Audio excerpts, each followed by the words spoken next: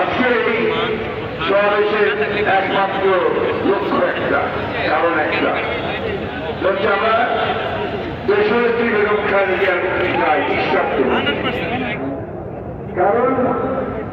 কারণ দেশনেত্রী বেগম খালেদা জিয়া এই দেশের মানুষের সেই নেতা, জীবন এই জনগণের পাশে দাঁড়িয়ে সংগ্রাম করেছেন। 1971 সালে শহীদ মুজিবুর রহমান সেই দিন আসা পর্যন্ত ওরা আত্মসমর্পণ করবে না, আত্মসমর্পণ করবে না। তারপরে শহীদ প্রেসিডেন্ট জিয়াউর রহমান যখন সেই রাজ্যের স্বাধীনতার ঘোষণা দিয়েছিলেন এবং দেশের মানুষের স্বাধীনতা যুদ্ধ যাপন করতে তিনি অনুপ্রাণিত করেছিলেন, সেই রাতে তিনি তার দুই শিশু পুত্রকে নিয়ে টাকাকে করে চুরি করে নিয়েছেন। 9 বছর তিনি সংগ্রাম করেছেন স্বৈরাচারের বিরুদ্ধে এই রাজপথে। এখানে অনেকেই আছেন যারা তার সাথে সেই সংগ্রাম করতে লড়াই করেছেন। বাংলাদেশে গণতন্ত্র মানেই হচ্ছে এখন বর্তমান দেশের থেকে খেলা হতে যায়। তিনি 8 তারিখে সেদিন আপনারা অনেকেই সেই রাস্তায় নেমেছিলেন, আমরা নেমেছিলাম। তার কয়েকদিন আগে তিনি বিএনপির অ্যানুয়াল জয়েন্ট মিটিংয়ে তিনি ভাষণ দিয়েছিলেন। সেই ভাষণে তিনি পরিষ্কার করে বলেছিলেন যে আমি জানি আমাকে আপনাদের থেকে বিচ্ছিন্ন করবার ষড়যন্ত্র চলছে, আমাকে আটক করে রাখা হবে এবং গণতন্ত্র আন্দোলনকে স্থগিত করে দেওয়া হবে। আপনারা আমার কথা মনে রাখবেন যে আমি আপনাদেরকে সবসময় অনুরোধ করে যাচ্ছি, আমাদের আব্দুল সালাম কিন্তু তাকে আজকে 15 বছর 16 বছর ধরে কারাগারে মিথ্যা আটক করে রাখা হয়েছে, এখন ইরান সহ আরো অনেক কারাগারে আটক করে রাখা হয়েছে। উদ্দেশ্য একটাই বন্ধুগণ, উদ্দেশ্য হচ্ছে যে বাংলাদেশের গণতান্ত্রিকভাবে মানুষ, গণতান্ত্রিকভাবে জীবন তাদেরকে গ্রেফতার করে আটক করে তাদেরকে নির্যাতন করে গুম করে দিয়ে এই যে সেই গণতন্ত্রকে চিরদিনের জন্য পরাজিত করা এবং করেছিল তারা তাই। আজকে দেখুন কি গোটা দেশের দিকে তাকিয়ে দেখুন, 3টা নির্বাচন হয়ে গেছে। প্রত্যেকটি নির্বাচনেই তারা তাদের দলকে ক্ষমতা নিয়ে আসার জন্য অনেক কৌশল করেছে। নির্বাচন ব্যবস্থাকে ধ্বংস করে দিয়ে একতরফা নির্বাচন ব্যবস্থা করেছে। ঘোষণা করেছে ভোটারহীন 154 জনকে আপনার নির্বাচন ঘোষণা করে দিয়ে একটা পালন করেছে। আজ বলতে তারা নির্বাচনের আগে রাত্রে সমস্ত কেন্দ্রগুলো দখল করে নিয়ে তারা ভোট দিয়ে সেদিকে অবসরকার করে। ভয়ে মারা যাওয়ার চাইতে আসলে সাহস করে প্রচুর ভোট হচ্ছে এক কথা।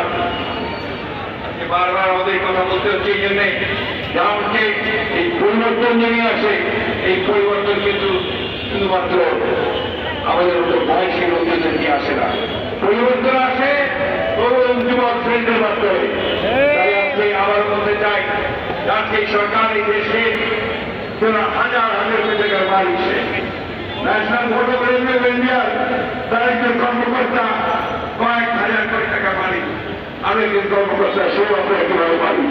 এরকম ভারত থেকে আলোচনা হয়ে যাবে, কিন্তু বড় বড় আলোচনা আছে যারা পর চুরি হতা তাদেরকে কিন্তু এখন পর্যন্ত ধরা হচ্ছে না। বন্ধুগণ, আজকে এই দেশ এই আওয়ামী লীগের আপনাদেরকে যে কোনো পরিণতির জন্য তৈরি থাকতে হবে। বন্ধুগণ, এই দেশের মানুষ কখনো এই দেশের নেত্রীকে এভাবে অন্যায় ভাবে তাকে কারাগারে বন্দি অবস্থায় তাকে চলে যেতে দেবে না, এইটা আমাকে মনে রাখতে হবে। শেষ কথা বলতে চাই, আমি আজকে পরিষ্কার ভাবে আজকে সকলের তরফ থেকে, দলের তরফ থেকে আহ্বান জানাতে চাই, দেশের কি বেগম খালেদা জিয়া আমাদের গণতন্ত্রের প্রতীক, আমাদের আন্দোলনের প্রতীক, তাকে বাঁচাতে হলে তাকে রক্ষা করতে হবে। একই সঙ্গে আমাদের গণতন্ত্রকে রক্ষা করতে হলে আমাদের অধিকারকে ফ্রি হতে হবে। আজকে আমাদেরকে সকলকে ঐক্যবদ্ধ হতে হবে। একই সঙ্গে অন্যান্য রাজনৈতিক দলগুলোর কাছে আহ্বান জানতে চাই, আজকে আমরা যেমন গণতান্ত্রিক অধিকারের জন্য সংগ্রাম করেছি, লড়াই করেছি, করছি, যুব